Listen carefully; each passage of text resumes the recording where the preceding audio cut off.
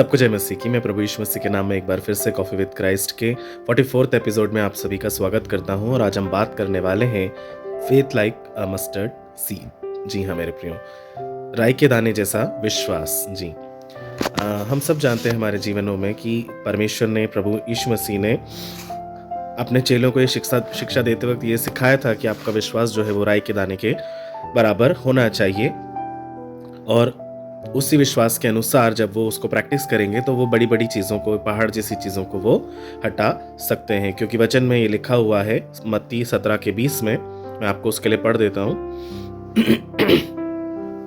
उसने उनसे कहा, अपने विश्वास की घटी के कारण, क्योंकि मैं तुमसे सच कहता हूँ, यदि तुम्हारा विश्वास राई के दाने के बराबर भी हो तो इस पहाड़ से कह सकोगे कि यहाँ से सरक कर वहाँ चला जा, तो वह चला जाएगा और कोई बात तुम्हारे लिए अनहोनी ना होगी। प्रभु यीशु मसीह यहाँ पर इस वचन के द्वारा अपने चेलों को ये सिखा रहे थे कि क्या तुम्हारा विश्वास जो है वो बहुत छोटा है? क्या तुमने ये कभी सुना भी है या समझा भी है कि थोड़ा सा विश्वास भी काफ़ी है? जो यीशु है ना, वो उस वक्त ये नहीं सिखा रहे थे कि विश्वास एक्चुअली कितना छोटा होना चाहिए, बल्कि वो ये सिखा रहे थे कि विश्वास कैसा होना चाहिए, है ना। जैसा कि वचन में हमने पढ़ा, यीशु ये नहीं कह रहे थे कि कम मात्रा का विश्वास काफ़ी है, बल्कि वो ये कह रहे थे कि राई के दाने के जैसा विश्वास तुम्हारे लिए काफ़ी है। अब राई का दाना हमें क्या सिखाता है, सबसे पहले तो हम ये समझ लेते हैं, और ये पहली शताब्दी के जो लोग हैं वो बहुत अच्छे से जानते थे कि राई के दाने की क्या प्रकृति है, उसका कैसा स्वभाव है। राई का जो पौधा होता है ना मेरे प्रियो, वो बहुत ही आक्रामक पौधा होता है, वो इन्वेजिव होता है।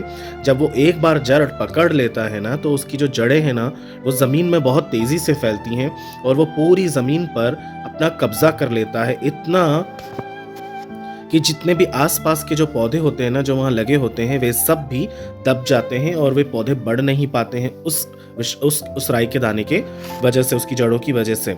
मतलब इतना वो कब्जा कर लेता है कि उसे नियंत्रित करना भी कठिन हो जाता है, और वो पूरा खेत उस राई के दाने के जो जड़ें होती हैं, जो पौधे होते हैं, उसका हो जाता है।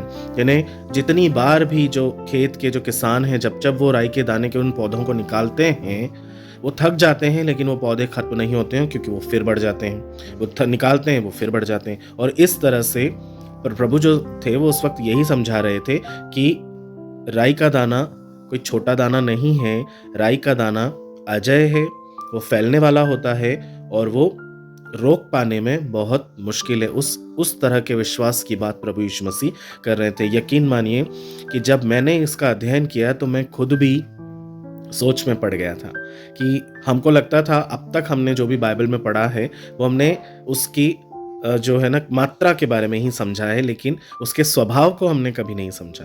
लेकिन प्रभु यहाँ पर मात्रा की बात नहीं कर रहे थे, वो राई के दाने के स्वभाव के बारे में बात कर रहे थे कि तुम्हारा विश्वास राई के दाने की मात्रा के समान नहीं, परंतु उसके स्वभाव के समान होना चाहिए, कि जब वो एक बार अंदर जड़ पकड़ ले, वो फैल जाए, वो आपके सारे क्षेत्रों में फैल जाए, वो हर उस बुरी चीज़ को जो अनावश्यक है उसे दबाता जाए, जो कभी ना रुकने पाए, जो कभी ना मिटने पाए, जो बिल्कुल अजेय होता रहे, और उसके आधार पर तुम अपने जीवन के हर एक क्षण में, हर एक स्टेप में विजयी होते चलो। प्रभु ये सिखा रहे थे। और मेरे प्रियो, ये मेरे लिए और आपके लिए समझना शायद अभी कठिन भी हो सकता है, पर वह उस समय के लोग इस बात को बहुत अच्छे से समझ चुके थे कि राई के दाने से प्रभु यीशु मसीह का क्या मतलब है। हमारा जो है ना इस इंटरप्रिटेशन है ना गलत मिला है। हमको लगा है कैसा कि ये हमने जो देखा है वो मात्रा के बारे में बात हो रही है, पर ऐसा नहीं है ना। हम थोड़े से विश्वास से ही हम समझते हैं कि वो काफ़ी होता है, लेकिन बाइबल ये नहीं कह रही थी। बाइबल स्पष्ट हमें कर देती है कि यहाँ मात्रा नहीं, यहाँ पे स्वभाव है, इसलिए हमें वो चीज़ समझने की बहुत ज़रूरत है।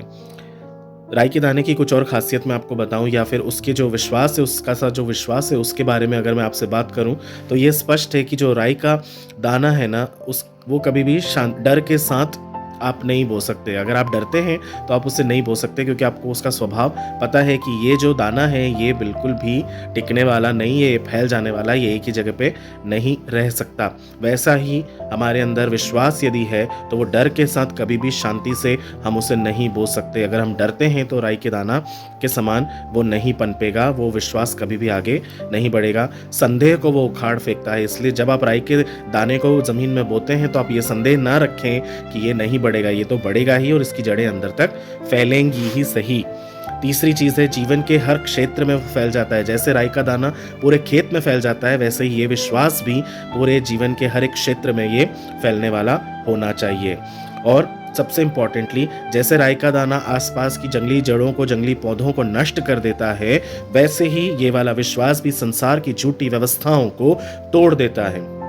आखिरी बात, राई का दाना जिस तरह से अपने पूरे खेत को कब्जा करके अपना साम्राज्य बना लेता है, वैसे ही ये विश्वास भी परमेश्वर के साम्राज्य को पूरे विश्व भर में स्थापित करने वाला होना चाहिए। इसलिए ये नाजुक विश्वास नहीं है, ये पौधा भी नाजुक नहीं है, ये आक्रामक है, ये कंज्यूमिंग है, ये पागलपन जैसा है। और सबसे बड़ी बात जो परमेश्वर ने कही कि वो पहाड़ों को उखाड़ फेंकने वाला है, और वाकई में मेरे प्रियो वो पहाड़ों को उखाड़ सकता है यदि ऐसा विश्वास हमारे जीवन में आ जाए। राई का दाना दिखता छोटा है मेरे प्रियो, पर वो कभी हार नहीं मानता। वैसे ही सच्चा विश्वास भी कभी चुप नहीं बैठता, वो पूरी तरह से कब्जा कर लेता है। जहां विश्वास जड़ पकड़ लेता है ना, वहां कहीं फिर भी डर नहीं टिक सकता। पहाड़ जैसे विश्वास से नहीं डरते हैं, वैसे ही विश्वास भी पहाड़ों को उखाड़ कर फेंक सकता है। इसलिए मेरे प्रियो, आज से अपने अंदर राई के दाने की मात्रा के समान छोटा विश्वास नहीं, परंतु राई के दाने के बराबर अजय और अटूट और कंज्यूम कर लेने वाला और ऐसा पागलपन जैसा विश्वास रखना हमें अनिवार्य है। आइए हम प्रार्थना में जाएंगे। प्यारे खुदावन, धन्यवाद देते हैं इस रेवलेशन के लिए जो आज आपने हमारे जीवन में दिया है। पिता, होने दीजिए इस रेवलेशन के अनुसार वो अजय होने वाला, वो कंज्यूमिंग विश्वास, वो इन्वेजिव विश्वास हमारे जीवन में आने पाए पिता, कि ये विश्वास हमारे जीवन के प्रत्येक क्षेत्रों में फैल जाने पाए प्रभु जी, और हम हर एक क्षेत्र, हर एक जगह में प्रभु हमारे जीवन के विजयी भव होते रहें पिता। और होने दीजिए ये विश्वास पिता परमेश्वर जड़ पकड़ कर प्रभु जी पूरे हृदय में प्रभु जी केवल और केवल आपके साम्राज्य को फैलाने वाला होने पाए। इस विश्वास के कारण प्रभु जी हम जहाँ कहीं भी अपने पैरों को धरे प्रभु जी, होने दीजिए प्रभु वो भूमि आपकी हो जाने पाए पिता, क्योंकि आपका वचन ये कहता है पिता, जिस भूमि पर तुम पैर रखोगे वो सारी भूमि मैं तुम्हें तुम्हारी होने के लिए दे दूंगा। मुझसे मांगो और मैं तुम्हें लोगों को तुम्हारे लिए होने के लिए दे दूंगा। यस पिता, आप ऐसा कर सकते हैं राजा, आपने ऐसा कर दिया है राजा, हम उसके लिए धन्यवाद देते हैं। हर एक बात को हम आपके हाथों में सौंपते हैं। आदर, मान, महिमा, इज्जत, गौरव, जलाल सब कुछ दे करके प्रभु यीशु मसीह के नाम से इस दुआ को मांग लेते हैं। दया करके सुनिए और ग्रहण कीजिए। आमीन। मैं विश्वास करता हूँ मेरे प्रियो कि आज आपने एक बहुत इंपॉर्टेंट सीख को सीखा होगा। मेरे साथ हर समय यूं ही बने रहिए। मैं आपके लिए प्रार्थना करता हूँ निरंतर, आप भी मेरे लिए प्रार्थना कीजिए। हम हर दिन नई बातों को सीखेंगे और परमेश्वर की महिमा में यूं ही आगे बढ़ते रहेंगे। प्रभु आपको आशीष दे। सबको जय मसीह की।